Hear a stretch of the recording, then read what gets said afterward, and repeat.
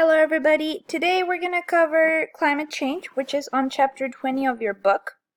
So, all throughout your book and on lecture, we have made reference to the dynamism of our Earth and how it is a complex system that consists of many interacting parts and many interacting spheres.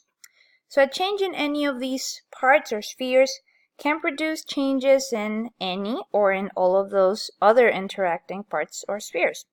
And many times these interactions between them are not obvious or not even understandable to us, and that can be not understandable now and potentially never understandable. We might never figure out those specific interactions between them. However, as we have seen in the past few centuries, or several centuries I should say, there has been a growing understanding of these interactions by the developments of technology and of science.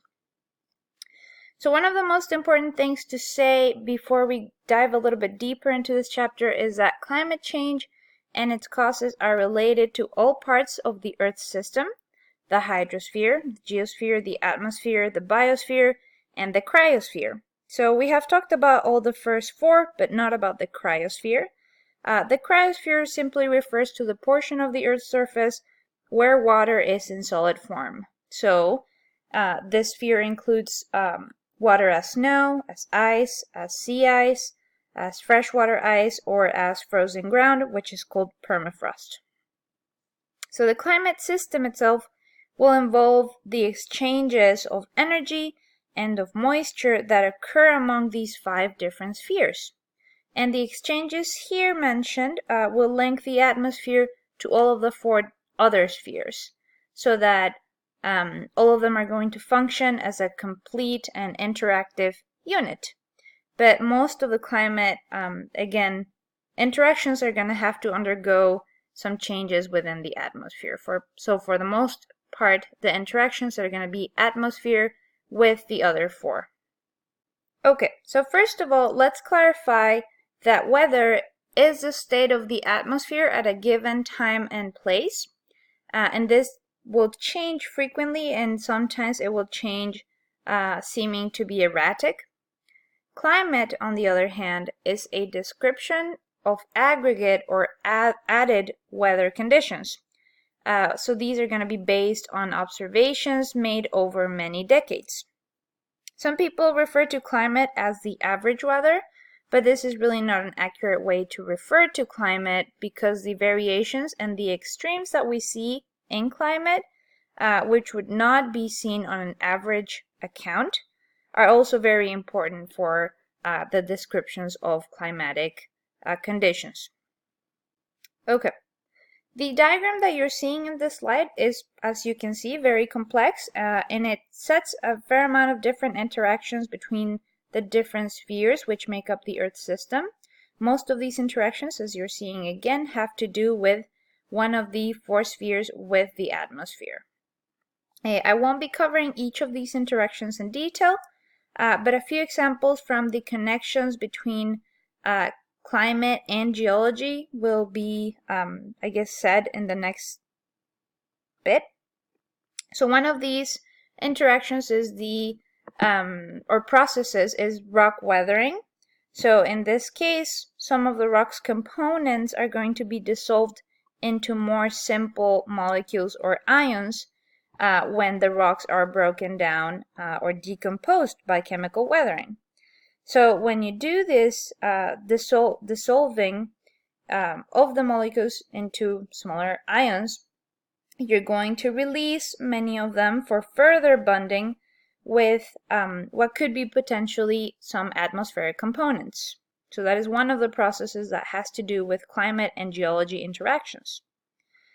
Other things can be phenomena like debris flows and river flooding, which are often triggered by some sort of atmospheric event, such as heavy precipitation. As we have seen also, the atmosphere is a pretty obvious basic link to the hydrologic cycle as well. Another connection exists when we talk about volcanic eruptions.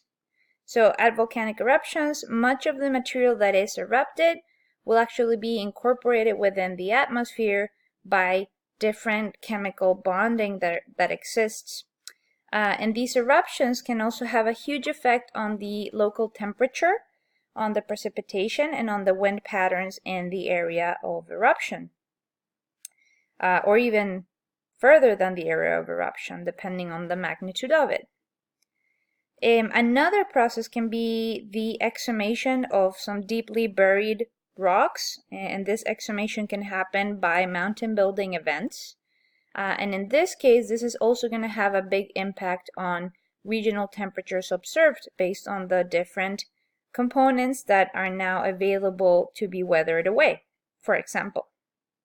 So we see many of these connections from the geologic processes observed with the atmosphere. So there's interaction between them. And how this changes through time is typically recorded by the types of rocks and of fossils which are deposited at the surface in specific places. So, by studying the sedimentary rocks and the fossils that are found in an area, we can typically tie some sort of climatic environment during the diagenesis process of the sedimentary rocks and the incorporation of those fossils within them. It's also very important to clarify here that the timescales for climate change vary from decades to millions of years, and we'll see that as we go along. All right, so climate has varied in time as well as in space. The Earth has seen several fluctuations going from cold to warm and back from warm to cold, or even from wet to dry and dry to wet. So it has seen many fluctuations over long time scales, so on the order of tens to hundreds of millions of years. However, the Earth's climate can be broadly characterized or subdivided by being warm, in which case we call the Earth a greenhouse, or by being relatively cold, in which case we call the Earth an icehouse. So a greenhouse, or in greenhouse times, we refer to times when the Earth has little, if any, ice at either one of the poles. And during these times, there are relatively high temperatures, even at the high latitudes. During icehouse times, we refer to times when the Earth actually supported ice sheets at one or both of our poles. So, for example, we are currently in an icehouse condition because both of our poles sustain some ice sheets. So thanks to the abundance of fossils that are found during the, or that were deposited and preserved during the Phanerozoic Eon, which encompasses the last 542 million years. Remember, Phanerozoic means visible life, pretty much. So during that time, we have had a lot of life, which is why we also have a lot of fossils. And thanks to the abundance of them and their difference in terms of species, the environment and the climate that during which they were preserved are relatively well documented. And we have been able to actually see that the Earth has gone from a greenhouse to icehouse conditions and vice versa during that time. And although it's done that, it's done it very few times, again, in those 542 million years. So the most recent transition that occurred from one house to the other was in the Cenozoic era. So officially we're still in the Cenozoic era, but it was kind of like in between the Cenozoic era. So the early part of the Cenozoic era had Earth under a greenhouse type of climate. So in this case, the climate was probably similar to the one that the dinosaurs experienced during their lifetimes in the Mesozoic era.